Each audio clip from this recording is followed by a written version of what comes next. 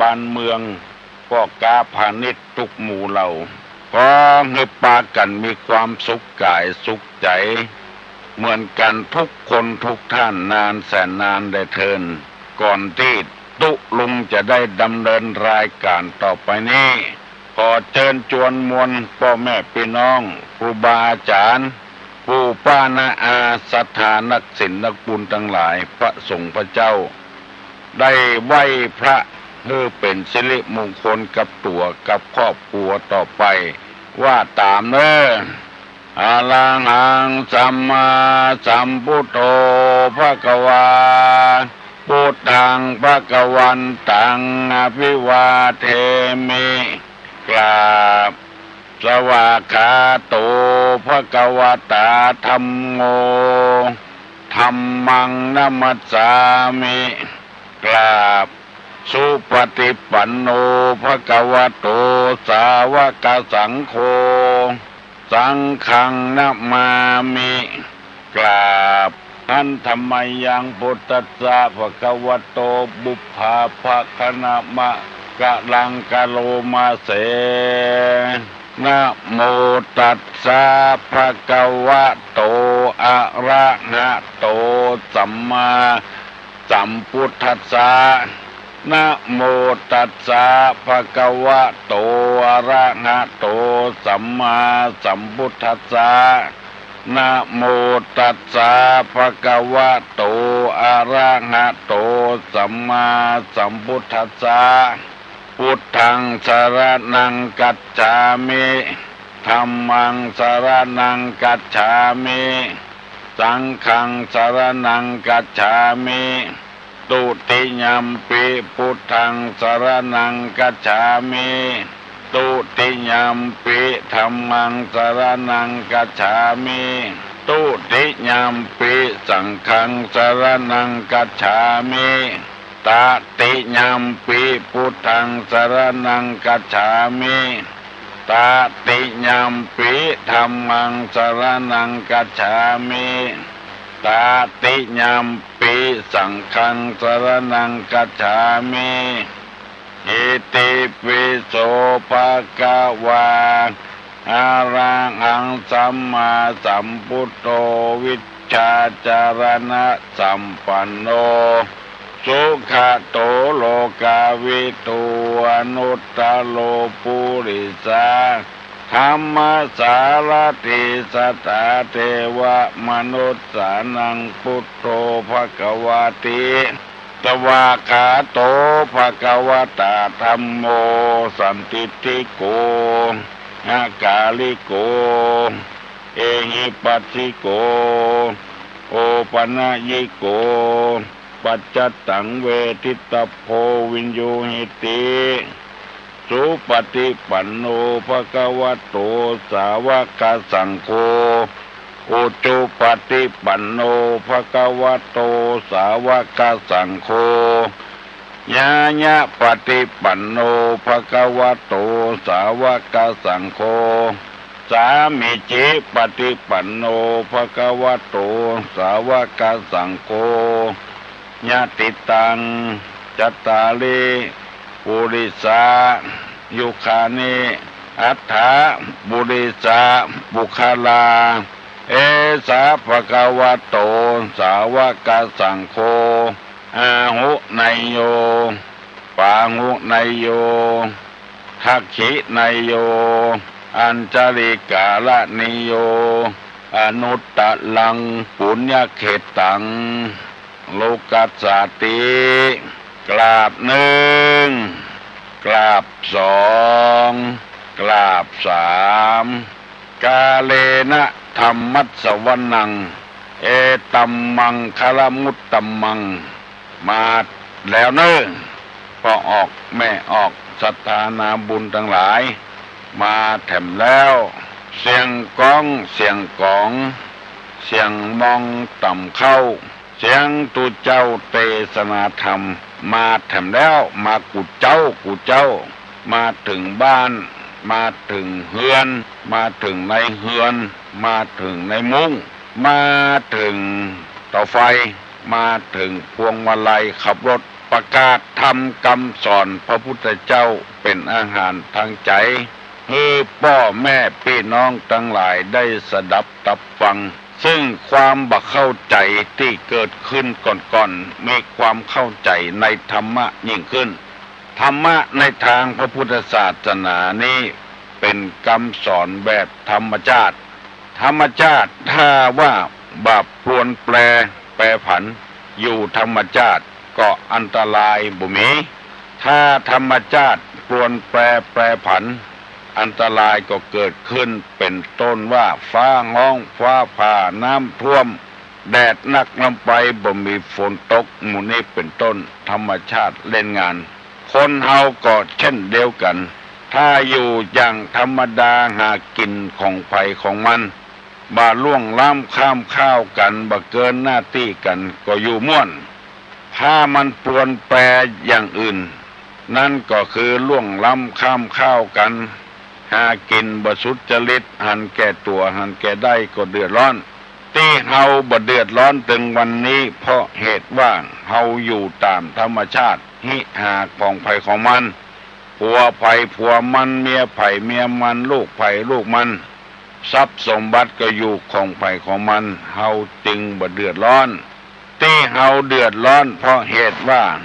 เกินธรรมชาติเกินไปผิดกันเถียงกันบ่ถูกบ่ลงกันอิจฉาริษยาตาร้อนกันคมเหงเต่งแป้กันเพราะฉะนั้นพระสงฆ์พระเจ้าทั้งหลายผู้ที่มีหน้าที่ที่จะเอาน้ำธรรมคำสอนออกมาเผยแพร่ให้ท่านทั้งหลายได้สดับรับฟังจึงได้ออกมาเผยแพร่ธรรมเพื่อให้คนเฮาได้อยู่อย่างมีความสุขทุกวันนี้บอกว่าประเทศใดต้องการที่สุดนั่นก็คือสันติภาพสันติภาพสันติแปลว่าความสงบเพื่อบ้านเมืองได้สงบบ่มีการลบราฆ่าฟันกันชิงดีชิงเด่นกันเพื่อทำตามหน้าที่ของไผของมันต้องการแต่ว่าบางประเทศยังพลิกอาวุธยุทโธภัณฑ์ออกมาชนิดต่างๆเอามาใจกันอยู่บ่ต้องเรียกร้องเจือใดมันก็ตึงบ่ได้เพราะว่าเฮาสร้างสิ่งที่มันเข็นฆ่ากันถ้าเรียกร้องหาสันติภาพนั้นก็คือเอาธรรมะมาปฏิบัติเท่านั้นมีหน้าที่เป็นหัวหน้าเจ้าบ้านผ่านเมืองก็ทำไปมีหน้าที่เป็นพ่อค้าพาณิชย์ก็ทำไปทำตามหน้าที่ของไผของมันอยู่ปอไผ่ปอมันก็บ่เกิดอาเพศเกิดเหตุอย่างเกิดขึ้นกับบ้านกับเมืองเพราะคนเฮาบ่ได้ทำตามหน้าที่นั่นเองอิจฉาตาร้อนกันอาฆาตพยาบาทกันในที่สุดมาก็อย่างที่เฮาฮู้กันชาติคือสถานที่อยู่ประเทศชาติบ้านเมืองบัดใจของไผสักคนเป็นของที่จะช่วยกันใจกันสวยเวลานี้ผู้บริหารประเทศชาติมีมดมีแมงมีไอ้หยังมาเจาะเกิดความวุ่นวายเกิดขึ้นสิ่งที่จะเป็นที่จังที่เปิ้งได้ก็คือพระศาสนา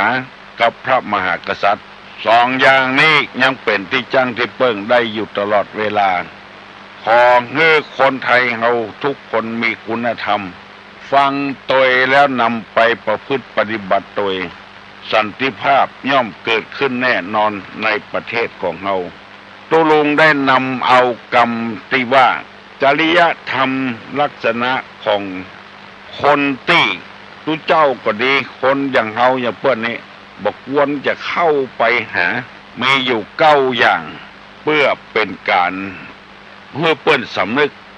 1ต้อนรับด้วยความบัดเต็มใจ2ไหว้ด้วยความบัดเต็มใจ3ฮือที่อาสนะ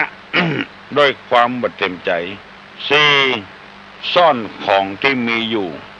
อันนี้ได้นำเสนอไปแล้วอธิบายไปแล้วกลัวเฮาฮู้กลัวเฮาหันกลัวเฮารู้กลัวเฮาแย่งเอาของที่มีอยู่เอาซ่อนเหรอแล้วข้อที่5มีของมากแต่ให้น้อยทั้งที่เฮาบ่ขอหรือว่าขอนักเฮือน้อยเดียวอันนี้ ก็บอกกวนที่จะเข้าไปเป็นครั้งที่สองบอกกวนไปขอความร่วมไม้ร่วมมือเป็นครั้งที่สองที่สามตัดขาดเถอะเลยเพราะว่าเปิ้นจิเข้าจิของเปิ้นฮือน้อยเดียวบ่ฮือนักเหลือนั้นบ่เบอะบ่เบอเอาไปขว้างไปตุ่มเหี่ยหมดบ่ทำประโยชน์อย่างสักอย่างบุคคลเช่นนี้มันเสียดายของมีอยู่แล้วนักหนาป้าป้านไปขอเงินน้อยเดียวขอจ้อยเงินน้อยเดียวเวลาจะเอาของเปิ้นนี้เอานักเวลาเปิ้นจะฮื้อเปิ้นนี่ฮื้อน้อยเดียวคนจำพวกนี้ก็บักวนจะเข้าไปหาบอกกวนที่จะไปบิณฑบาตแล้วก็แถมอย่างหนึ่งเป็นเฉพาะบุคคลไปไม่ใช่ว่าคนส่วนรวมบ้านจองของที่บางบ้านมันมีคนว่ายังอยู่ในวัดนี่วันนี้เป็นวันศีลวันพูกไปบิณฑบาตมีคนว่าธรรมะโอ้ของกินแต่ว่าบ่เบอะบ่เบอวันนี้มาบิณฑบาตธรรมะเนี่ยคือพระสงฆ์พระเจ้าจำไว้บ่ต้องไปละคนจำพวกนี้ได้สัก9 วัน10 วันก็ไปเอาไปบ้านอื่นที่เปิ้นบ่ว่าบุญบ้านที่เปิ้นว่านั้นบ่ไปอ่ะอันนี้เปิ้นสอนให้คนเฮานี่มีความเก่งอกเก่งใจเปิ้นสอนให้คนที่จะว่าอย่างลงไปนั้นพิจารณาเหี่ยก่อนมันบูดไปกาเอาเนื้อคนอื่นไปกามีนักแท้บางเตื้อก็คนทุกข์คนยากมาขอพระเจ้าก็แบ่งปันไปเหียบ่ได้เก็บไว้สักกรรมแล้วก็ไปบิณฑบาตทำไมโดนบางคนเนี่ยไม่ใช่กูคนว่าหมู่เนี้ยเขาก็เว้นสัก9 วัน10 วันก็ไปหีบไปด่วนได้บ่ได้แล้วแถมอย่างหนึ่งของมินักหน้าป้าป้านเห็นน้อยเดียวบ่ต้องไปขอเป็นครั้งที่2ที่3ละเพิ่นจะบ่ชอบข้อที่6บอกไว้ว่ามีของประณีตแต่ให้ของที่ไม่ประณีตมีของดีแล้วก็เอาของบดีฮื้อของดีๆนั้นบ่ฮื้ออันนี้ก็มีปัญหาอยู่นะบางเตื้อก็เอาของเปิ้นไปดุไปเสียก็มีเปิ้นเลยบ่ฮื้อของดีเอาของบดีฮื้อไปเตื้อหนึ่งตุลุงไปเตะติดโปนเวียงเป่าพุ่นน่ะแล้วเปิ้นฮื้อนอนสมัยก่อนรถมันนักอย่างบ่เดียวเปิ้นฮื้อไปนอนวัดพอเทศเสร็จสับแล้วก็ปากันมาถึงปู่จานทำคนปากันมาตุลุงก็ถามว่าพระจานบ้านอยู่ไหนนี่อยู่หน้าวัดนี่กะตุลุงดีแต่อยู่ใกล้วัดเข้าตุลุงไผบ่ฮู้กับไผมันเป็นอย่างไรเป็นดีอย่างจะตำส้มก็มาขอเกลือขอพริกจะขุดหั่นขุดนี่ก็มายืมขอบกยืมเสียมอย่าฟันหั่นฟันนี่ก็มายืมมีดยืมงุยเอ็ดพ่องอยู่ใกล้วัดนี่เป็นถ้าเขาบ่ซื้อไปตาลเปิ้นเมื่อมันบ่มีก็จำเป็นต้องยืมลาจนเปาแปลงมีดแปลงงุยว่า2 ชุดที่จะเอาใจมีชุดหนึ่งเก็บไว้อย่างปราณีตชุดที่มันบ่พอดีพอดันเอาฮื้อเน้นเขายืมว่าอันเปลืองพริกเปลืองเกลือเท่าอยู่วัดนี่กำเดียวก็ล่นมาหมู่นี้ก็น่าคิดก็เน้อของดีบ่ฮื้อใจเอาของบ่ดีฮื้อไปใจของบ่ปราณีตนั่นเอาฮื้อและของปราณีตนั่นบ่ฮื้อในนี้เพิ่นบอกว่าถ้าเป็นคนใจอี้ละเฮาหันแล้วเปิ้นบ่ฮื้อเฮาสกรรมเปิ้นเอาของบ่ดีดักของบ่ลำอย่างที่เขาว่ากรรมบ่โอมาแก่นกรรมเขาว่าอันอย่างนั้นลูกคำบ่โอนะเอาโบบ่มันบัดนี้กินด้วยนะมันยังหนุ่มอยู่มันดิบอยู่กินมาได้เตื้อจะเอาไปใส่กล้วยสลากนะคนจะอี้นักแก่เนอะขนาดมันยังบักแก่เตื้อบัดดีเตื้อกินมาได้เตื้อจะไปใส่กล้วยสลากหรือทุกเจ้าคนจะอี้นี่ครบมาได้เนอะของดีมีบ่เอาของประณีตของแปลงนี่บ่เอาตาลเอาของถูกไปตาลหมู่เนี้ยเป็นจำพวกเนี้ยเพิ่นบอกว่าเป็นคนคบมาได้นะลองคบไปเดือดร้อนถ้าจะเอา ของวัดนี่เอาดีๆก่อนนี่ถ้าเอาของวัดนี่เอาดีๆก่อนเอาของฮื้อวัดนี่เอาของวันนี้ตบพอกระเป๋าพอไปพอมาโอ้เป็นใบปันใบ500จะเอาหอมนี่สักน้อยเพื่อนขอยืมเงินสักน้อยนะสัก100ก็จะเอาหอมนี่เอาห้ามเป็นใบปันนะใบละ500นะอย่างนี่เปิ้นว่ามันเต็มแต่นะแล้วเวลาเดือดร้อนมาอย่างก็ตานแตะตานว่าแต่เหมาะกระเป๋ามีใบ500กับใบปันยืมของเปิ้นเอาไปตานเอาใบ100กับใบสาวกับตานให้เปิ้นแล้วก็พอเดือดร้อนมาก็วุ่นวายแต่เหมาะว่าตานใบตานบอดมันแบบปลาเนตรอะของที่ปลาเนตรบ่ฮื้อของที่ปลาเนตรก็บ่ฮื้อได้ยินเปิ้นอู้กันว่างนี้ระหว่างใบปันกับใบ500นี่เถียงกันถึงใบ100ถึงใบสาวว่าใบ100กับใบสาวเนี่ยกับใบ100ใบสาวกับใบ500กับใบปันเนี่ยไผมีบุญหรือไผใบปันมันก็ว่าค่ากับใบ100ก็ว่าค่ากับจำนวนนักเหลือเพื่อนใบสาวกับใบ100บอกว่าสู้ค่าเขาบ่ได้มีบุญนักหรือสู้มีบุญจะได้ไปพอกะเพิ่นปักสตางค์เอาไปตานส่วนมากจะเป็นใบ100กับใบสาวน่ะใบ500นี่ปุ้นอยู่ในบาร์ในคลับปุ้นอยู่ในบ่อนพายบ่อนการพนันปุ้นอยู่ในโรงเหล้าปุ้นใบปันใบ500หมู่นี่ไปปุ้นหมดไปที่อบายมุกปุ้นหมดส่วนที่จะไปวัดไปวานี่ก็ใบ100กับใบสาวใบ50 บาทส่วนมากจะเป็นอย่างนี้อันนี้เป็นต้นนำมาฝากฝังมาอู้ให้พี่น้องทั้งหลายได้ยินเขาอู้ตุลุงก็นำมาอู้ให้ฟังส่วนมากนี่จะเป็นไปอย่างนี้โอ้แม่ตึงตาลติ๊กอะเพิ่นไปกินไปตาลที่ไหนแม่ตึงบันย่างไปเนี่ยมันเอาใบปันกับใบ500ไว้กระเป๋าเนี่ยเอาใบสาวไปตาลเนี่ยอันนี้ที่นำมาอู้มาเสนอนี่ให้พี่น้องทั้งหลายเข้าใจว่าคนใดถ้ามีของปราณีตของดีๆแล้วเอาของบดีให้เฮานั่นเพิ่นว่าไปเตื้อเดียวเพราะบ่ต้องเอาไปนักไปหลายเตื้อหลายตังเพิ่นจะบ่ชอบเฮาแล้วเฮาก็พึงหู้เอาคนเดียว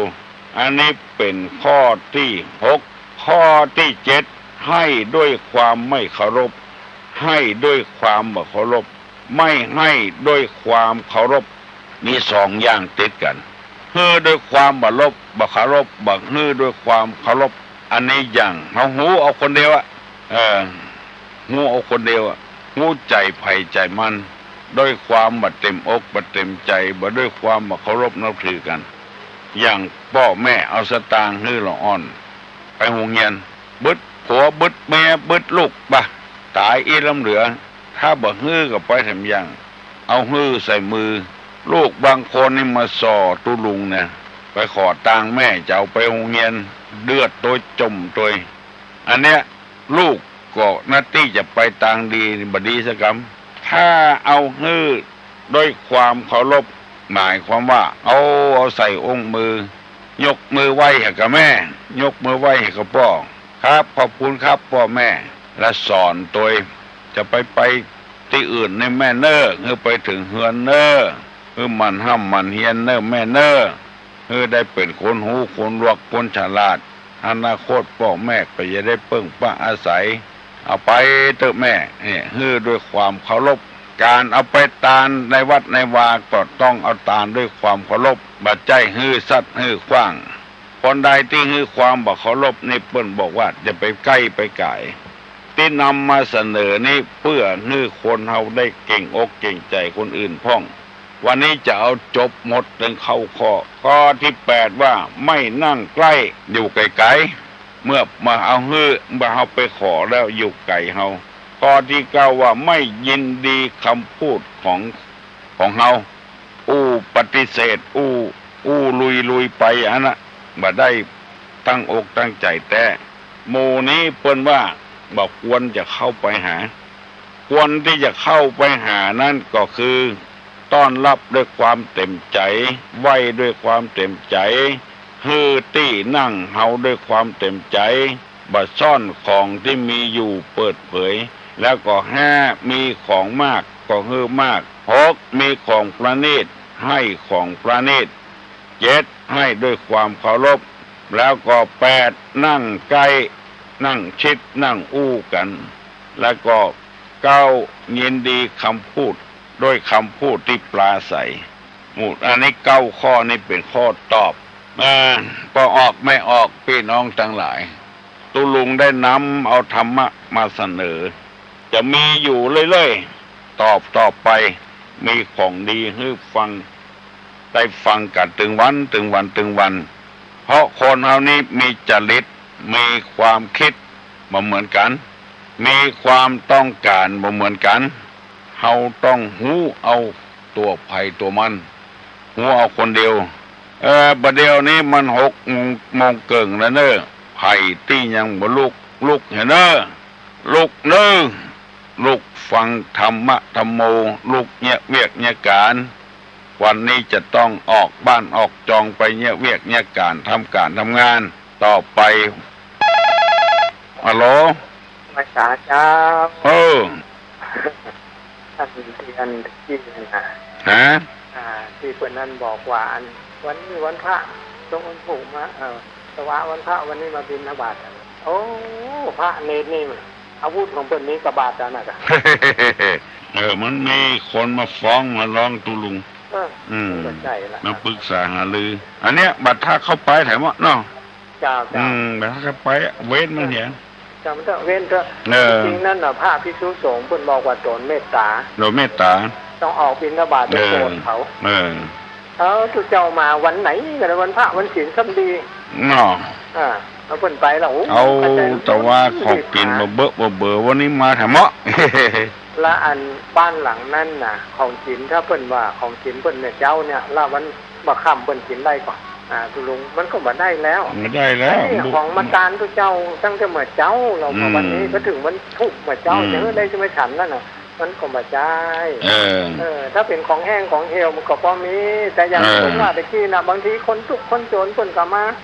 บางทีเพิ่นก็บ่มีเพิ่นก็มาขอเฮาก็ต้องแบ่งน้องปันให้เพิ่นไปปานปาไปเนาะเจ้าโอ้อันนี้อย่างมาหาว่าตะวายของกินเบิดมันเลยมันมีแจ้กับวันนั้นน่ะตะวาเนี่ยมันตาคนตาเนี่ยเป็นร้อยทุกเจ้ามี5 ตนมันจะเป็นการฉันได้จังไดทุกเจ้าฉันเข้าปัน1จิ้มส้มห่ออิ่มละแล้วของนั้นมันก็อยู่หั่นน่ะมันก็ต้องมันถ้าบอกมีใครมาช่วยเช็คช่วยพอจะคอยมันก็ถูกมันเอาไปอันนั้นทุกเจ้าก็ต้องเอาเมตตาก็แจกจ่ายไปเนี่ยทุกวันพุกแถมค่ำนี่เนาะออก1 ค่ำ7 ค่ำ9 ค่ำเพิ่นจะไปบิณฑบาตเฮาก็ยินดีแล้วนะตอนนั้นน่ะนั่นน่ะทุกเจ้ามาโปรดแล้วหรอบ่เข้าใจในการตานน่ะเข้าใจอันแล้วก็อันอีกกว่านานนั่นน่ะทุกเจ้าจะเอาอาวุธอย่างก็มีกระบาดอย่างเดียวน่ะใช่เพิ่นไปยืมของอยู่ใกล้วัดเป็นเฮานี่นึงถ้าเพิ่นมายืมสักครั้งแล้วจะเตรียมไว้ละเดี๋ยวจำต้องให้เพิ่นถึงมาเพิ่นยามน่ะเขาก็หาของดีๆไว้เฮอกะไปดีหยังอีหรอเปลืองเมียกเปลืองครับเปลืองพริกเปลืองเกลือถ้าอันแถมน้อยนึงก็พอนะในวัดมันกว้างมันขวางก็เอาไปกะขาจักไข่มาขูดเอาไปปลูกเขาเพิ่นกะเนี่ยอันผมเอาไปปลูกหลายวัดนะดีละพ่อนานเอาไปต้นมะขูดเนี่ยปลูกเขาอยู่เกยอยู่วัดเนาะแกงโห่เป็นใจใบมะขูดใกล้จะไข่นะก็เลยอันนี้คนมาไข่เข้าใจมันอยู่ด้วยกันมาม้วนอย่างนี้เนาะฉะนั้นนะถ้าอันบ้านหลังใดถ้าเป็นว่าเขาอย่างนั้นเนาะก็ไปเถอะก็บอกต้องไปยืนหน้าบ้านเพิ่นเว้นอย่างเงี้ยมันถ้าเพิ่นท่านนิมนต์เนี่ยก็แวะเพิ่นเนี้ยแล้วเพิ่นได้ต่อไปเพิ่นจะได้หุ่นตึกตัวแต่ว่าคนอย่างนี้มันต้องมาใครนี้หรอกบ้านเนี่ยว่าล่ำมีเจ้ามีก็มีน้อยนี่แหละขอฟังอันตวานี่ออกสถานีไปเนอขอไวสาอนุญาตเนี่ยก็บอกว่าเพชรของเขาเนี่ยมันมีเนี่ยประเดี๋ยวนี้มันกำลังปั้นเพชรขึ้นมาแถมองค์หนึ่งพอดีอันแม่เปิดกระโทรมานี่ไหนแถมลูกนี่นานก็นานไม่หรอกบอกประเดี๋ยวนี้ท่านผู้ลุงเปิดกำลังปั้นนั่นท่านพิษณุขึ้นเนาะ โอ้ทางวิษณุนี่เปิดถึงเคารพนับถือตุลุงแต่เนาะโอ้แต่ก็ถึงแต่เนาะตอนนี้ครับแต่เจ้านี่เปิดก็หาตุลุงอยู่เหมือนยังเลยนั่นไงนะผมก็บอกว่าอันนี้เป็นเพศเม็ดที่2ที่จะขึ้นมานะทุกของเปิดปันคือแล้วเดี๋ยวนี้ตอนวิษณุเปิดถึงฮับทุกอย่างเลยที่ว่าอันตุลุงท้องอุ่นมาเจ้าเปิดโจทย์เปิดจำไว้หมดนะเปิดฟังอยู่เปิดบอกขนานเนี่ยเนาะแล้วเปิดออกอาการเนี่ยเปิดก็จะเอาถึงตุลุงนั่นเหมือนยังน่ะต้องเอาเป็นตัวอย่างที่ดีตุเจ้านี่ตุเจ้าเขามีเปิ้ลเลยจบแถวด็อกเตอร์อันยังมากก็มีเปิ้ลเลยแต่เปิ้ลก็ดีเป็นคนละทางโอ้วิษณุนี่น่ะมาโจมตีไข่นะตุลุงไข่ว่าอย่างบางคนไปเกลียดเรื่องนี้แต่คนว่าตุลุงบอกว่าอดเอาเนาะอดเอาอย่างก็อดเอาย่ำขี้หมามันเหม็นมันต้องว่าเหม็นน่ะเนาะไข่หัวเนี้ยแล้วแกก็เอามาไข่หัวแต่ว่าแล้วแต่เจ้านี่แกก็มาบอกกันว่าคนเข้าวัดมาเป็นกลุ่มนี่คนหนึ่งเป็นอย่างที่หมาด่าพระเจ้าอ่ะมาเล่นตัวเจ้าบอกพ่อบอกก้อยมาดูแล้วอย่างหมาขี้หายหรอกมาไปก็บอกโง่พระเจ้าจะไปโง่ไปหันอย่างยังเจ้ามาเจ้าเนี่ยเป็นกวาดกันหมดแล้วแล้วมันขวายมามันเอาเป็นได้ห้วยหันมันต้องยากอย่างอื่นก่อนมันจะไปยืนเป้าหมายที่นั่นแต่ละแต่เจ้าก็เลยบอกว่าต่อเลยบอกเขาเพื่อนว่าโอ้เป็นยังก็นานมาได้ถือเป็นว่าอะไรเอามาได้ถือเพราะมันคนน่ะมันขาดสติหรอเข้าไปที่ไหนบอกพ่อบอกคอยแล้วเนี่ยมันขาดสติตัวรู้คนเอาไปเดียวนี่นะแล้วก็อย่างกับละอ่อนไปออกสถานีวิทยุพุทธศาสนาเดี๋ยวเนี่ยถูกคนโจมตีมานะช่วยบอกป้องเพราะว่าละอ่อนเขามาได้กัดเกาถ้าละอ่อนจะเอามาอย่างมาเอานิทานก็ได้นิทานยังก็ได้มาเล่าอัดเอาอันนี้คือละอ่อนเนาะมาอย่างเช่นที่ก็ถูกมาทิ้งเพื่อนกับคนเฒ่าคนแก่ที่เพื่อนเขาลบเนาะศาสนาเพื่อนก็โทรมาหาบอกว่าบอกให้ม่วนใจต่อมาหาวิษณุก็บอกกันกับเจ้าแก้ก็นานคนนี้หลายคนนี้เขาจะเอาเข้าที่ประชุมกรรมก่อนนี่หรอกเขาเจอกันแก้ไขเอาแต่เขาก็ไปโจทย์ละอ่อนมาได้เพราะว่าเขาเป็นผู้ใหญ่เขาบักการบักเกาเขาเนี่ยถึงขนาดทุเจ้าเขายังปวดท้องนะแต่ว่ามันคืนงานศพเนี่ยปงน้อยเลยก็ต้องห้องเพลงปวดท้องว่าคนที่คนไปตั้งใจฟังมันหนีวุ่นวุ่นโอ้แจ้งไปแจ้งเรามาลาโทรไปหาที่บ้านเขาบอกอันนั้นก็นานก็บอกเนาะได้ยินยังไม่ได้ยินเลยก็ต้องได้บอกเขาเพื่อนเป็นวัดไหนเลยมันจะมี2-3 ตนเนี่ยเนาะมันต้องได้บอกละอันก็นานเคยไปบอกเงินทั้งเงินพระสงฆ์ห้องเขาบอกสายเราเขาจะบอกอย่างไรก็ว่าปรึกษากันได้ยากอ่ะเจ้าก็ปรึกษากันมาหาที่นู้นว่าเขาโทรมาหาห้องรักษณะนี่ที่จริงมันต้องโทรไปพุ่นนะเนาะเจ้าคณะจังหวัดพุ่นน่ะเจ้าคณะอำเภอเจ้าคณะจังหวัดส่วนโทรไปทั้งพุ่นเถอะเขาทุกคนทั้งฝ่ายเขาไปว่าอย่างเขานักก็มาได้ไปเก้ากายเพื่อนแถมว่าอันนี้เอาอย่างของที่ลุงเนี่ยสบายใจคนคนนักนั่นเลิกประเดี๋ยวนี่นะคนทั้งนี้คนหมดอกหมดใจคนนี้ประเดี๋ยวนี้คนเข้าเปิดวิทยุได้เปิดได้ละเปิดได้ละขนาดนี้เนาะว่าเปิดแล้วเวลาจะปิดทีเดียวเนาะเปิดทิ้งไว้เลยเนาะก็ปิดเอาคนเก่าเพื่อนว่ามันเป็นจะได้กับโม่นะประเดี๋ยวนี้ไปงานที่ว่ามีสาระเพื่อนบอกให้ไปละใช่ป่ะมันเนี่ยอย่างนี้แม่มันปิดวิทยุเนาะมันจะมีใครฟังมันจะเข้ามันก็มีแต่เช้าวันก็ยังมีอยู่ท่านเปิดบอกเปิดใจตอนที่สถานีวิทยุพุทธศาสนาเอาเพลงรักเพลงไข่มาเปิดหรอกถ้าเปิดเนี่ยวันหนึ่งช้ำเนี่ยละเด็กละอ่อนเขาก็ไปการไปงานโม้ในเนื้อเปิดใส่ฟังเปิดโทรมาว่าคำสถานีเลยเนอะคนเท่านั้นก็เป็นสติเตียนใจจ้าดีก็เลยโทรไปบอกว่าอันนี้เปิดเตียนเขาเนาะยินดีกับแม่อุ้ยเนอะก็บอกเขาก็ว่ามันคนมันนักนะมันหลายคนหรอไม่ใช่หลายคนมันสถานีวิทยุพุทธศาสนาเนาะ โอ้เดี๋ยวนี้เขาเข้ารบนับถือทางศาสนาไปศาสนาแบบนี้ทางจะเสี่ยมแต่คนมันเสี่ยมไปคนเดียวมันนั่นก็ตุลุงเนาะสาวขอไหว้สาธุลุงเจริญพรเนี่ยป้านันเนี่ยบุญรักษาฮัลโหลโอ้ละปุ้นน่ะฮะประท้วง เรื่องอย่าง2 วันแล้วมีคนนั้นดูนี่แบบมาป่วยคนอุ้มมันได้ว่าคนอื่นไม่ได้ฟังหรอกป้นนานจูอู้เมินต้องมาทำละประท้วงเลยครับมั้งประท้วงคนฟังเดียวไม่หลับคุณยังให้ดูนะคนใครอู้ของทุกคนมาหาวัดด้วยกันนั่นกันไม่เป็นบุญลำไปเว้ยวันละโอ้มันหลายจิตหลายใจจังมันเถอะอดเอากันอดได้เป็นยามีปัญญาแป๊บเปิ้นก็จะบอกทุกคนหนาเนาะทักวันก่อนเจ้านี่แต่ว่าก็พุ่งกับปัญหานะวันนี้เอาอันบอก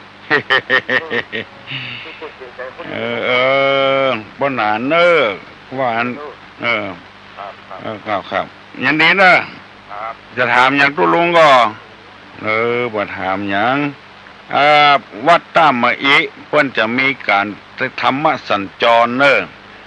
ตำบลประแดดเพิ่นฟังเทศกันขอเจอเนอบอกว่าคนเฒ่าคนแก่คนหนุ่มคนกามฮัลโหลนมัสการเจริญพรโทรมาจากลำปางขอประทานปัญหาเหมือนกันเด้อลำปางบุญปัญหาใครอู้นักเกิดไป10 นาทีแล้วเวลามีน้อยเวลาแค่30 นาทีปัญหาอู้คนเดียวก็หลายเสือแล้วเด้ออู้เหมือนนะเป็นอย่างนาทีต่อคนเดียวเนี่ยจะบอกทุกคนเนาะถ้ามัน3 คนก็คุ้ม30 นาทีนั่นนะผมต้องปัญหาเด้อเขาเป็นคำถามดีกว่ามันต้องเป็นคำอู้ครับประท้วงเนาะนมัสการครับเจริญพรลำปางละปุ่นเนอตุลุงก็บอกว่าอย่างตุลุงนี่กุบม่อนใจได้อู้กันเมินอะโลครับไม่กล้าครับปัญหาครับถามปัญหาแล้วเฮ้ยใจความของธรรมจักรกับปวัตตนสูตรธรรมจักรกับปวัตตนสูตรมีใจความว่าจะได้ก็ได้ฟังด้วยกันครับถามเมินเพิ่นจะจังฝ่ายตอบได้ก็ตอบมาเนิ่งธรรมจักรกับปวัตตนสูตรที่พระพุทธเจ้าแสดงแก่ปัญจวัคคีย์ทั้ง5มีใจความว่าเจือใดไผ่ได้ตอบมาเนิ่งไผ่ได้ตอบมาเนิ่งพร้อมกันนี้ก็ขอประชาสัมพันธ์ที่วัดปะเตี้ยวก้าเป็นก่อกำแพงโดยขอเมตตาเนอใครจะไปทอดพระป่ากฐินก็ได้ฮัลโหลกล้วยไปเลยดูดังๆครับหลวงพ่อดูดังๆวันนี้มันเท่าอายุนักละมันอิดพ่องก็จะไปเมตตาพาลมอันนั้นเนอได้นักได้น้อยตัวใดก็เป็นอย่างนั้นไปหันหน้าหันตามันได้หันตาพอได้หันหน้าหันติ่นจะคาก็แล้วฮัลโหลมีอย่างกล้วยฮะนี่กล้วยแหละกล้วยไปเลยม่อนกัน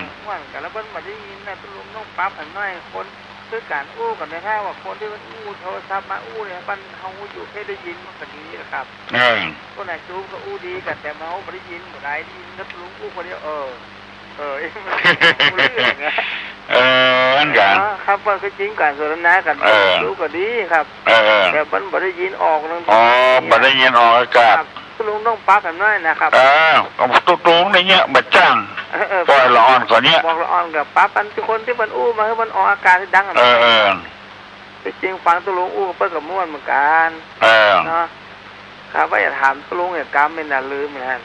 ลืมไม่เห็นแล้วนะตุลุงถามก่อนเวลาเราไปทำบุญเนี่ยตุลุงเวลาญาติด้านเขาญาติตอนไหนหาตุ้เจ้าปั่นป้อนญาติหาเพิ่งว่าญาติเนาะของญาติเขาว่าเอาไว้เห็นน้อยกันเดี๋ยวจะแพ้เมตตายังอีกทีกับญาติทำน้อยเขาญาติอะไรอันหนึ่งมันบ่ดีมันดีทั้ง2อย่างนะเขาถึงญาติทั้ง2เลยกันอันที่ยะถาวริวหานะญาติที่ตัวเก่า แล้วก็ปุ้นยังกินตินิญาตินึกปีเฮือน้องญาติกาสุกิตาหนตุอัญญาติกาหนตุสเปสปิตาสเปเปขาสเนขาเนี่ยค่ะ อ๋อ คือยักษ์คือเพศก็ญาติทำกรรม เอาอย่างที่สองให้ได้เนาะ ครับ ถ้ามันญาติบักญาติหาในจนหมดหมดแล้วไป อ่าก ำบ้านก็เขาก็ยุดไว้ ครับ มันเข้าใจละ มันดีทั้งสองอย่างเนาะ สีที่สองเนาะ ครับจะได้ผมฝนตุลุงอีก เจริญพรเนอะ ครับผมไม่ตาครับ เจริญพร ดีมากนี่เดียวตามวัดต่างๆนั้นเปิ้นออกจาริกอบรมศีลธรรมเนอะของเหรอ ครับไว้สาครับแก้ข่าวไปกี้สักหน่อยหน่อยครับว่าอีหนอว่าอย่างกับที่รู้ว่าตุจานอยู่ใกล้วัดอีหนอเดี๋ยวเฝ้าหน่อยครับแก้ข่าวกี้สักหน่อยหน่อยครับนักเสียมันก่อยังมีดฝ้าอย่างนี้เนาะ มีดฝ้ามุ้ยอย่างนี้นะ มันเป็นเน้นน้อยเนาะเอามีดเขาไม่โตขาเนี่ยเอามีดไปฟันมีดเทียนหน่อย2 นิ้วเนี่ยจะบังมัดมันก็อีดใจเหมือนกันนะครับ อีดใจเนาะ ครับ แต่นะ เขาจะได้ห้องฮื้อเนาะก็ต้องมีเนาะถึงจะว่าอันขี้ๆนะครับมันจะว่าขี้ๆนะแล้วห้องฮื้อเนาะก็เอ็นดูแล้วก็มันพันน้อยมันโหยังมีดไงมีสร้อยฟันแล้วมีดแล้วหมดเอาไปจัดดีเนาะ ครับ กลับมาบ้างเนี่ย ครับตั้งแต่ของยังเฮียนใจเจ้าเนาะแม่นเนาะนะมันจะว่าขี้ๆนะครับจะว่าอันคนนี้เฝ้าขี้ๆนะครับมันจะกูคนนะครับมันก็หนาอยู่ให้ว่าในไปดีหยังวะจะว่ามันดีนะเนาะครับมันก็อย่างว่าเนาะครับแต่ติดตุ้งว่าก็ทุกเหมือนกันนะครับครับโทรมาจากเวียงหลวงพ่อมั้งอ่ะครับแขนใช่ว่าแขนนี่สละนะครับนั้นเราสู้กันฟังได้เราสู้กันฟังสมัยเมื่อก่อนมันมีแต่เนาะครับม่วนแต่นะแต่เรียวมีละมันมีดีๆเขาก็ต้องเที่ยวฝนว่าจัดเหมาะเนี่ยเราอ้อมเรียกมันฝนมีกำจ้างนะครับแม่นอะฝนมีกำจ้างพวกเอาหินไปเกี่ยวไฟฟ้าพวกเขาบกตะวันดิกีอ่ะครับผมอยู่บนนี้อ่ะเขาแปลงด้ามใส่จัดดีต้องเตรียมแต่แป้งัดเนี่ยเอางัดด้ามนักไว้เหี้ยปีกมามีอันกำไปนี่ติดกันไว้จัดดีกำปีกมาด้ามอยู่ตีเกี่ยวกับบกอยู่ตีเป็นเจ้าก็วัดนะฮิบบ้านหิมกันก็เหมือนนะเนาะครับโอ้ครับฝากไว้แต่ยินนะครับยินดีได้นะครับหายแค้นใจละหม่นอกหม่นใจเนออะโลนมัสการตุลุงเจ้าเจริญพรธรรมจักรวัตปวัตนสูตรเจ้าธรรมจักรปวัตนสูตรไม่ใช่ความว่าจะใดเอวัมเมสุตังเอกังสมัยยังภควานั่นมันก็เจ้ายาวเจ้าก็แปลว่าข้าพเจ้าคือพระอานนท์ได้สดับมาแล้วอย่างนี้มันก็เจ้าสมัยหนึ่งพระผู้มีพระภาคเจ้าประทับอยู่หน้าป่าอิสิปตะณมาคาลุทายวันใกล้พระนครพาราณสีเดี๋ยวแก้ข้อก่อนอิสิปตนะมฤคทายวันเอาว่าไปแล้วก็ภิกษุปัจจวัคคีย์มาแล้วตรัสว่าดูก่อนภิกษุทั้งหลายที่สุดแห่งการกระทำ2 อย่างเหล่านี้มีอยู่เป็นสิ่งที่บรรพชิตไม่ควรข้องแวะเลย1นี่คือการประกอบตนพัวพันอยู่ด้วยความใคร่ในกามทั้งหลายเป็นของต่ำทรามเป็นของชาวบ้านจริงเป็นของปุถุชนผู้หนาแน่นด้วยกิเลสไม่ใช่ข้อปฏิบัติของพระอริยะผู้ไกลจากกิเลสไม่ประกอบด้วยประโยชน์เลยนี้อย่างหนึ่ง2อีกอย่างหนึ่งคือการทรมานตนให้ลำบากเป็นสิ่งนำมาซึ่งทุกข์ไม่ใช่ข้อปฏิบัติของพระอริยะเจ้ามันยาวเจ้านึกถือมัชฌิมปฏิปทาเนาะเจ้าทรมานน้ำไปก็บ่ดีเจ้าอดข้าวอดน้ำก็บ่ได้ เจ้า เอาถือสายกลาง เจ้า มันยาว เสสุธรรมเมสุจักขุงอุตตปฏิญาณังอุตตปฏิปัญญาเนาะ เจ้า โอ้มันยาว มันยาว เอาสองอย่างนี้เนาะ เจ้า หนึ่งการประกอบด้วยกามไม่ใช่หน้าที่ของภิกษุเนาะ เจ้า ข้อที่สองนี่แถม อีกอย่างหนึ่งคือการทรมานตนให้ ทร ลำ มา บาน ก ตนหรือเปล่า เจ้า สามนี่มันก็มีแหมข้อย่อยๆนะเจ้าเนาะมีอริยมรรคในองค์แปดมีอย่างเจ้า เจ้า สัมมาทิฏฐิสัมมากัมปุกัมมวัชชิโมสัมมาวายโมสัมมาสติเนาะ สัมมาส เห็น มา ชอบ ธิ ระลึกชอบ เจ้า วาจาชอบการงานชอบเลี้ยงชีวิตชอบเนาะ เจ้า ความตั้งใจมั่นชอบ ความตั้งใจชอบ เจ้า สัมมาทิฏฐิสัมมาสังกัปโปสัมมาวาจาวาจาชอบเนาะ เจ้า โอ้ดีๆเนอะไม่ออกเนอะ เจ้า โอ้โหนักแก่แต่ เจ้า เหมือนกับก็อ่านหนังสือมาตอบรู้ เจ้า เจริญพรเนอะของเจริญยิ่งขึ้นไปโอ้ถูกต้องนะเนอะที่อย่างก็ฟังม่วงถามแล้วไม่ออกตอบฮัลโหล ครับไหว้กราบก็ขอบคุณการติดตอบถูกต้องครับก็ถามสักข้อหนึ่งครับ ถามแถม ว่าอดทนได้เป็นยามีปัญญาแปดด้านคำว่าอดทนเนี่ยอดทนต่อความลำบากอดทนต่อความตรากตรำอดทนต่อความเจ็บใจข้อไหนที่ตรงคำสอนพุทธเจ้าอย่างแท้จริงครับในระหว่างตามข้อนี้อดทนต่อความลำบากอดทนต่อความตรากตรำอดทนต่อความเจ็บใจข้อใดที่ตรงกับคำสอนพุทธเจ้าอย่างตรงตัวครับ ขอผู้ฟังครับเข้าใจแล้วผ่ายตอบได้ต่อมาเนอะทนลำบากทนตรากตรำทนต่อความเจ็บใจข้อไหนที่ถูกตามคำสอนของพุทธเจ้าถูกที่สุดลำบากตรากตรำเจ็บใจข้อนี้ข้อไหนถูกต้องตามที่พุทธเจ้าต้องการอะโหลลุงเจ้าคุณแม่ยิงที่ตอบปัญหาเมื่อตะกี้เสียงดีนุ่มนวลเจ้าหมดน่าจะเผยแต่ธรรมะทางวิทยุนะเจ้าคนนั้นเก่งนะเสียงดีเจ้าเสียงดีตัวเป็นคนมีธรรมะนะชัดเจนตัวปากสวกเหมือนคนข้างวัดนะเจ้า คนข้างวัดนี่ปากสวกเหรอเนาะโอ้ดีแต่เว้ยข้อไหนที่ถูกต้องตามพระหฤทัยของพระพุทธเจ้าทนลำบากทนตรากตรำทนเจ็บใจเลิกไวๆเนอะไปตอบได้ก็ตอบมาตอบมาได้จะอย่างอื่นก็ได้0531211058ฮัลโหลเจ้าตะลุงเจ้าแต่ที่นี่ถ้าจำบ่ผิดนี่เป็นคุณครูสาวรักษ์ซึ่งเป็นครูค่ะที่ตอบฝังม่วงไปถ้าจำบ่ผิดนะถ้าเสียงเปิ้นถ้าจำบ่ผิดนะเป็นคุณครูสาวรักษ์ค่ะแล้วก็ตอบฝังม่วงข้อสุดท้ายทนต่อความเจ็บใจทนต่อความเจ็บใจนี่ถูกตามพระฤทัยเนาะเจ้าเจริญพรตุลงนี่ตึงตันใจได้นะโทรมากิ้งเดียวนะตอบยกเลยฮัลโหลมาจากการเจ้าขอบคุณนักๆเนอะขอบคุณเป็นอย่างสูงที่เราว่าฝากของมาให้นะเอาของมาไม่แก้วน่ะเจ้า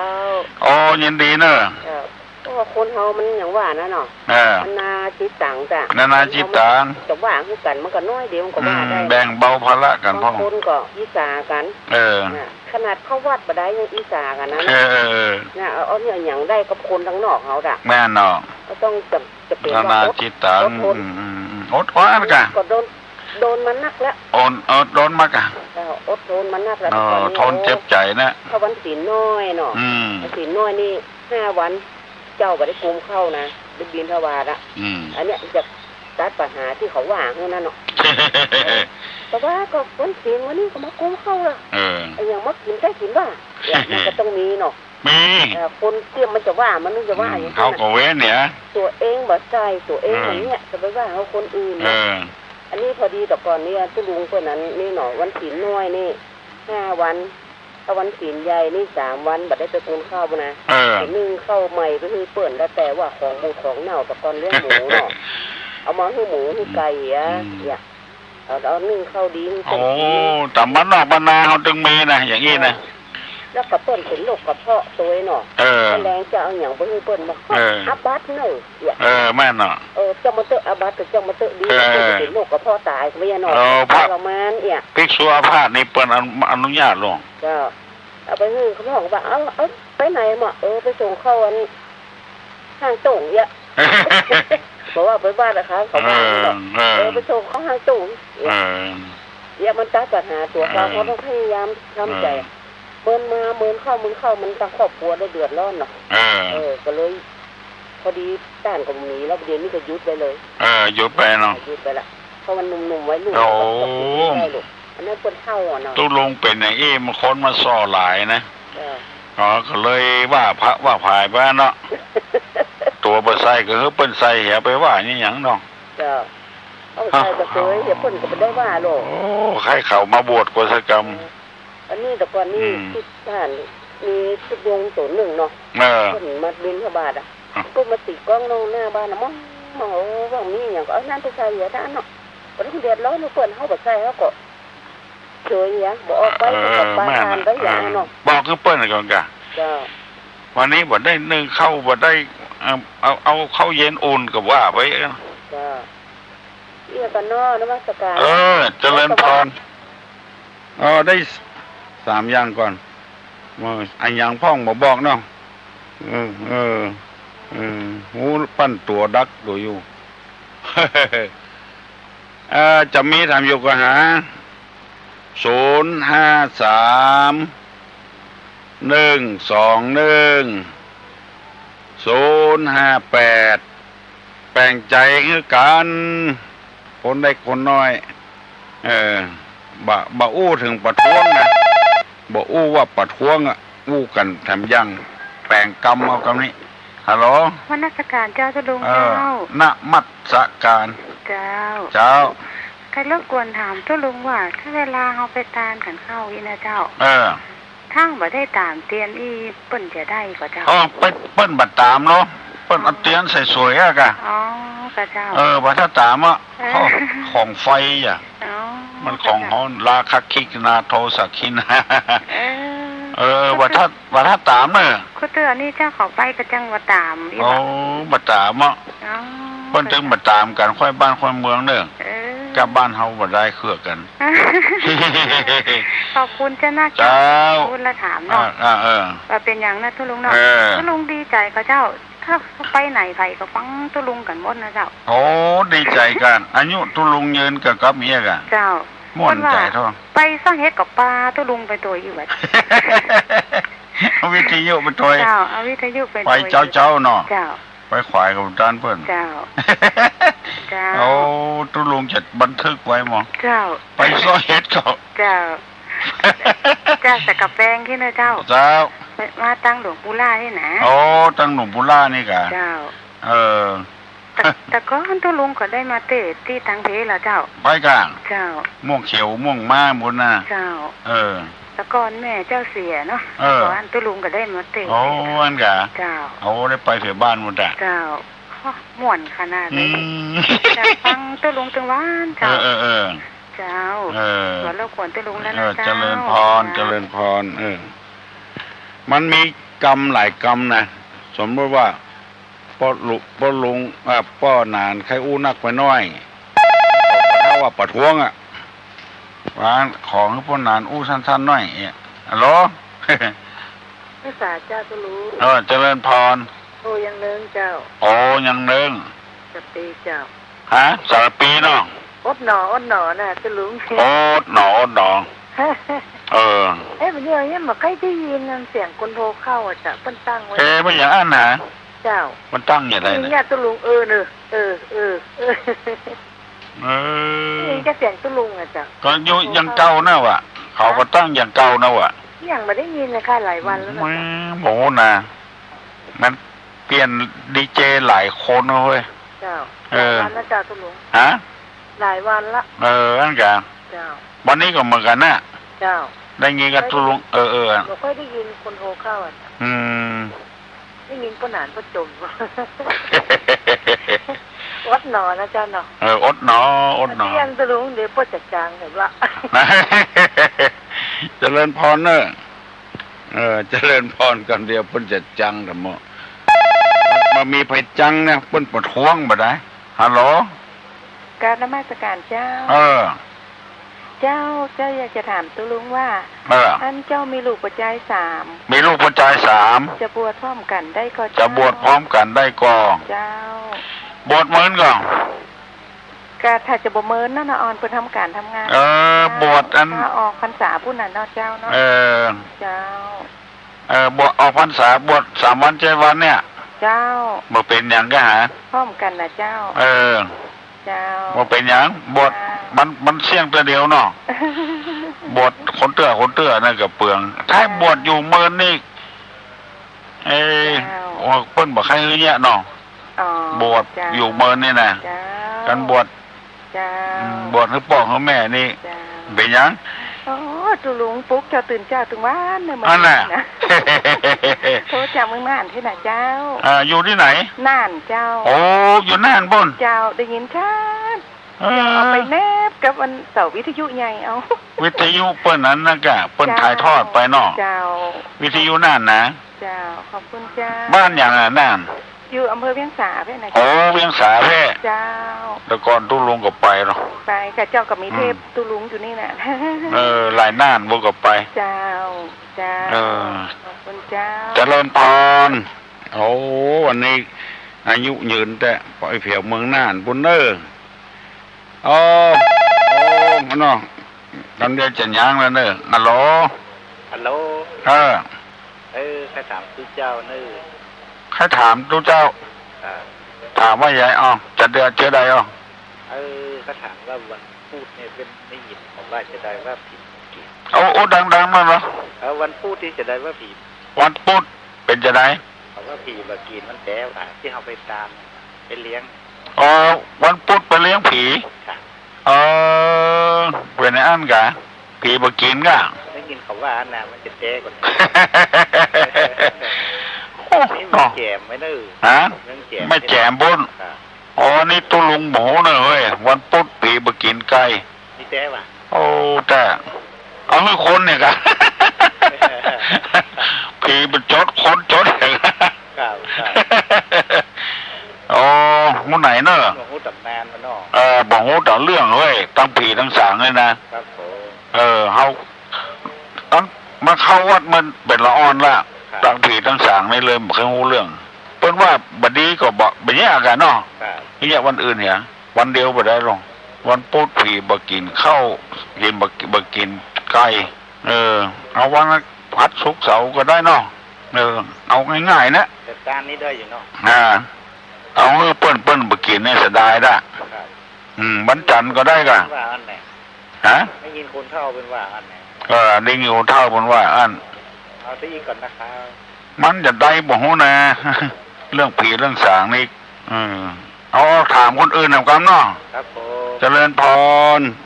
อุตส่าห์มาตั้งแม่แจ่มปุ้นนาดีปลูกข้าวพันธุ์ดีถ้านาไม่ดีก็เสียข้าวฟรีๆนั่นนะกันข้าวพันธุ์ดีก็เสียที่นาเก็บเกี่ยวไปขายไม่ได้ราคาเสียเวลาเสียที่นาฟรีฮัลโหลลุงเจ้าจะลุงเจ้าให้ถามยังไงเจ้าถามยังมาถามมาจะได้เจ้าตามเจ้าปีศาลพระภูมินี่นะจุดถูกกี่ดอกต่อศาลพระภูมินี่ตามปกตินี่เปิ้นจุดดอกเดียวนะแล้วบางคนก็บัดเต็มใจเอา9 ดอกขึ้นไปเนอะเจ้าเอา10 ดอกตั้งบน9ตั้งรูปดอกได้ก็ต่อตั้งรูปดอกเดียว